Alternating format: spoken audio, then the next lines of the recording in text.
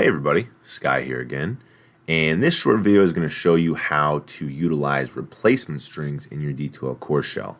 So replacement strings are a really great way to personalize your course, and they don't require a whole lot of effort on the instructor part, but it will go that extra mile in making the students feel like it's more personalized to them.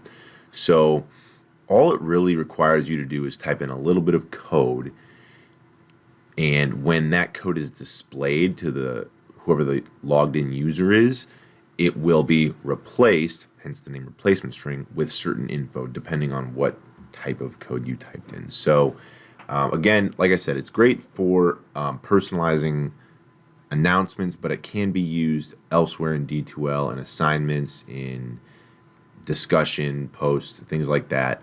So don't think it's just limited to announcements. So it's going to be easiest if I just show you how to do it. So let's go ahead and jump into it. So what we're going to do here is on our announcements tab, we're going to go to new announcement. And here we're just going to call it, hey everyone.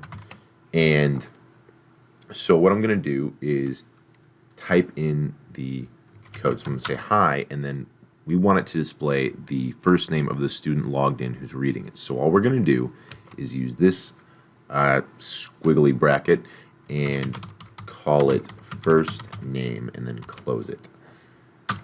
And we'll say thanks for joining us.